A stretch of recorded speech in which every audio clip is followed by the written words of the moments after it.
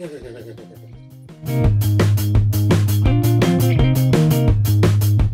guys, Podsquad here at samahan niyo ako ngayon para pag-usapan natin ang iba't ibang klaseng sitwasyon pagdating sa pag-ibig.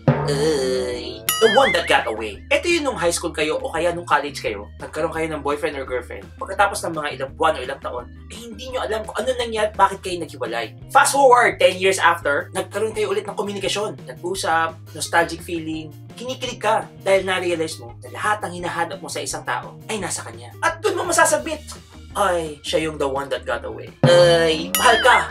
Pero hindi mo mahal. Aminin niyo guys, dumating sa punto ng buhay nyo na meron nagkakagusto sa inyo. Patay na patay sa inyo. Pero kahit na anong gawin mo, kahit ipagpilitan mo ang sarili mo, kahit buksan mo yung chest mo, pakita mo ang puso mo, talagang wala. Meron talagang ganon, hindi mo madidiktahan ang puso. At kahit anong pilit niya, at kahit gaano kabait siya, wala ka talagang feelings. Sorry na, bes. At kung meron ganyan, mahal mo, pero hindi ka mahal. Ay, umamin ka, huwag mo sabihin hindi mo naranasan yan. Yung ikaw yung habol ng habol sa isang tao. Dahil patay na patay ka sa kanya. Love na love mo. Super duper. Pero kahit konti, ni katiting na pagmamahal o pagtingin, ay wala siyang nararamdaman. Sad to say, one way lang ang pagmamahal na yan. Niloko ka na, niloko ka pa. Wow! Hirap palang mag-T-A-N-G-A. Ito yung mga taong niloko ka, inutangan, sinaktan, dinurog ang puso, parang pamintang durog. Pinahiya, inulak sa putikan. Pero pagkatapos, natanggap mo pa rin. Minahal mo pa rin. At anong nangyari? Naulit-ulit! Mahirap pa lang mag-T-A-N-G-A. Ikaw yun. Eto feel good. Crush mo, crush ka rin. Sino ba namang hindi matutuwa kapag ka nalaman mo na yung taong crush mo ay crush ka rin pala? Diyan na nagsisimula ang mga tuksuhan. Ay, kayo na. Yehey! Ay, aminin, nangyari na sa inyo to. Binigay mo na ang lahat-lahat pero best friend lang kayo. Bugs! Sinota mo ang best friend mo!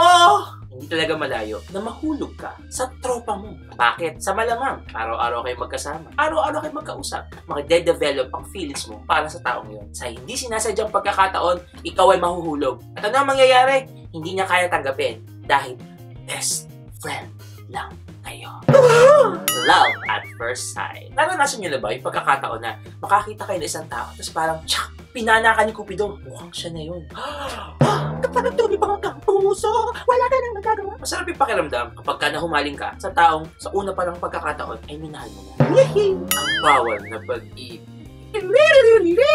Ito yung mga pag-ibig na hindi mo sinasadya na kahit alam mo na may karelasyon na yung taong yun, pinipilit mo pa rin mahalin. Ang masama nun, minahal ka rin. Kaya ang tawag doon ay bawal. Pero alam niyo naman, masarap pang bawal kaya patuloy pa natin ginagawa. Kaya kayo, oy, tigilan niyo na yan. Napaasa. Ito yung mga tao na akala mo ay may feelings para sa'yo. Araw-araw kayo magkausap, nagkikita, lunch date, coffee, merienda, at minsan hinahawakan pa ang kamay mo pag ikaw ay naglalakad sa kalsada. Pero subukan mong tanungin, ano ba tayo? At alam mong sagot dyan, edi friends.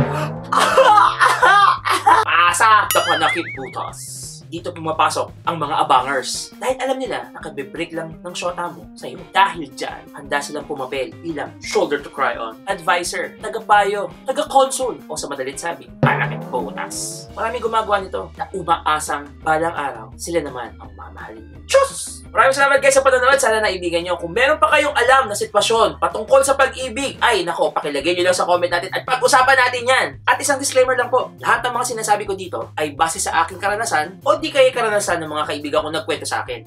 Ay, nag-deny ako. Kaya hanggang sa muli guys, please subscribe, like, comment sa aking YouTube channel at see you again soon. Bye-bye!